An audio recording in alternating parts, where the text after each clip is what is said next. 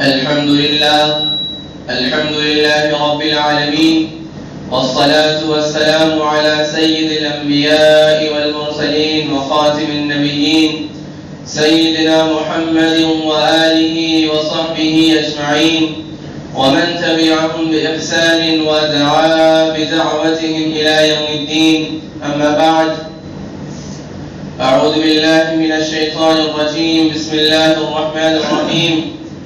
وإلهكم إله واحد لا إله إلا هو الرحمن الرحيم. وعن عبد الله بن عمر رضي الله عنهما عن النبي صلى الله عليه وسلم قال: مفاتيح الغيب 5 لا يعلمها إلا الله، لا يعلم ما تغيض الأرحام إلا الله، ولا يعلم ما في غد إلا الله، ولا يعلم متى يأتي المطر أحد إلا الله، ولا تدري نفس بأي أرض تموت إلا الله، ولا يعلم متى تقوم الساعة إلا الله.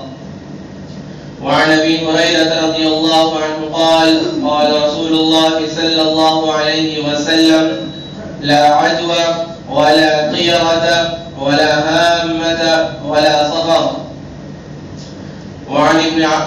وعن ابن عباس عن عمر رضي الله عنه قال: قال رسول الله صلى الله عليه وسلم: لا تطروني كما أطرت النصارى عيسى ابن مريم عليه السلام، إنما أنا عبده فقولوا عبده ورسوله. وعن عابس بن ربيعة قال: رأيت عمر بن الخطاب رضي الله عنه يقبل الحجر، يعني الأسود، ويقول: إني لا أعلم أنك حجر لا تضر ولا تنفع، ولولا أني رأيت رسول الله صلى الله عليه وسلم يقبلك ما قبلتك.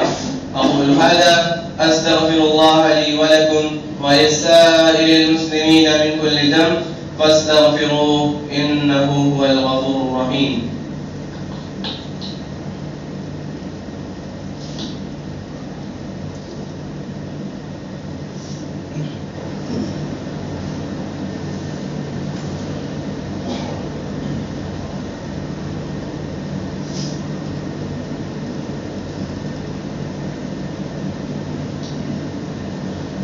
نحمده ونصلي على رسوله الكريم. أما بعد، أعوذ بالله من الشيطان الرجيم. بسم الله الرحمن الرحيم. إن الله وملائكته يصلون على النبي يا أيها الذين آمنوا صلوا عليه وسلموا تسليما. اللهم صل على محمد وعلى آل محمد كما صليت على إبراهيم وعلى آل إبراهيم إنك حميد مجيد. اللهم بارك على محمد وعلى آل محمد كما باركت على إبراهيم وعلى آل إبراهيم إنك حميد مجيد. خصوصا على الخلفاء الراشدين المهديين.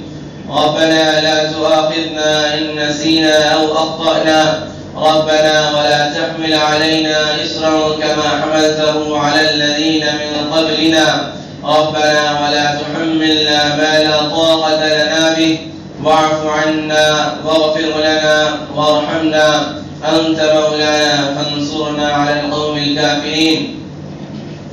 اللهم انصر من نصر دين محمد صلى الله عليه وسلم واجعلنا منهم، واخذل من خذل دين محمد صلى الله عليه وسلم ولا تجعلنا منهم.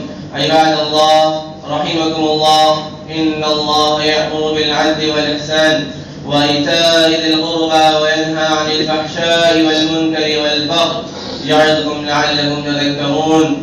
فاذكروني أذكركم واشكروا لي ولا تكفرون.